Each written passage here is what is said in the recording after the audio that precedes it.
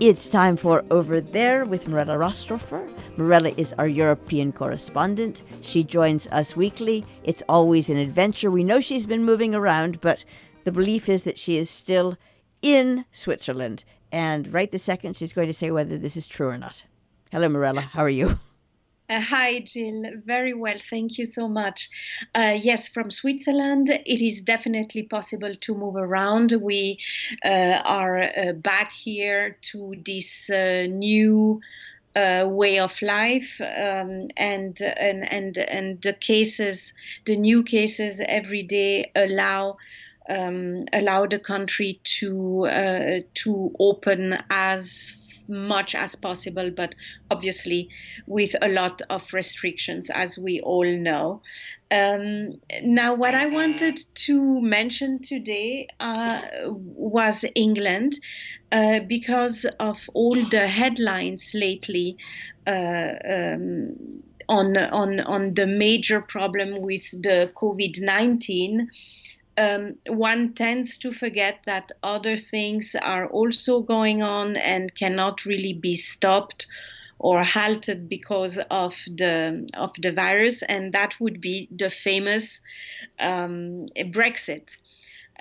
So decisions are being made. The dates are not being changed. So as of next year, things are going to be very different between England and the European Union.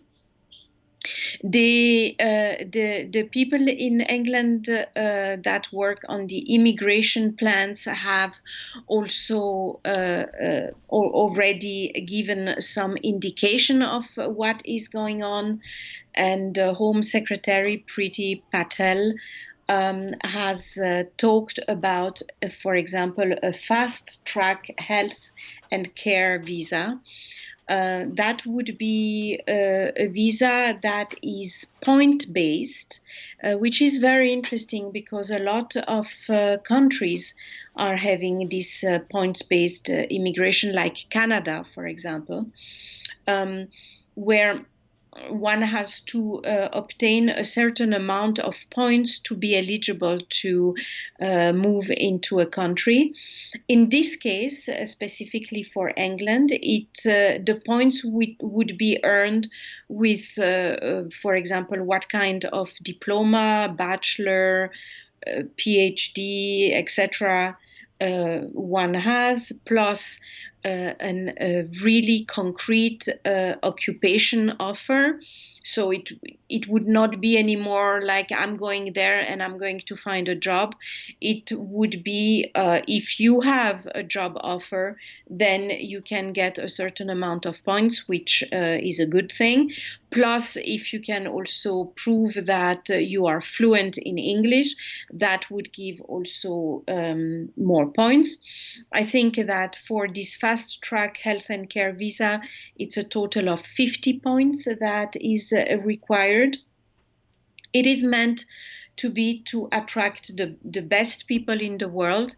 As we talked about the Brexit many times in the past already, one of the biggest issue for England before the Brexit was even a topic was the amount of immigrants from the rest of the European Union who would move to England and be eligible for social benefits without having even worked in the country yet, and also attracting people that are not necessarily what they call the best people in the world, which can be really badly perceived as well as a concept.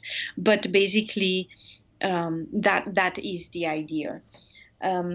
So there would be also a minimum salary requirement, which would be £20,480. So to make sure that people who move to England do not need immediately, at least, help from the government. And it would be also a way to rely more on domestic UK force, because it is always easier to get someone from the inside when it becomes complicated to have people from the outside. What is interesting, though, is that concerning, for example, students, the United Kingdom are taking another stand, and I think it's an interesting topic because we know that it has been a topic the past week in the US as well. So for the UK, people that will study in England in the future are considered people that could really bring something very valuable to their country. And therefore, they are thinking of allowing students that are finished with their studies to stay for a minimum of 2 years after they finish their studies. And that would be basically to get something out of people that have been studying in their country, that are very often actually very bright people, because the conditions and the requirements to study in some of the best universities of England are very high. So it's not easy to be accepted.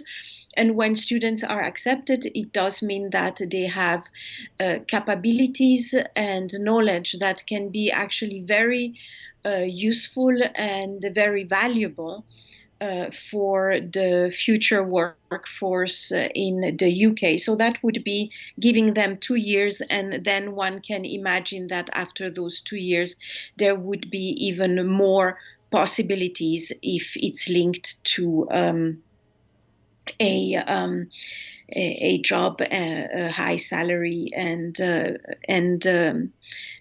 a position that is considered positive for England.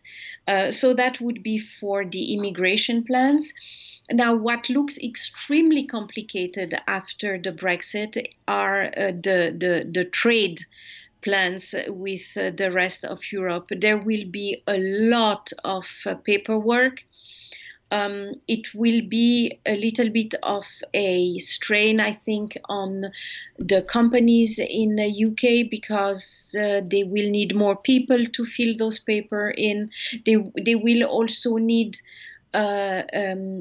to have people who even understand what has to be done for import and exports and VAT. So this is something that is going to be extremely complicated.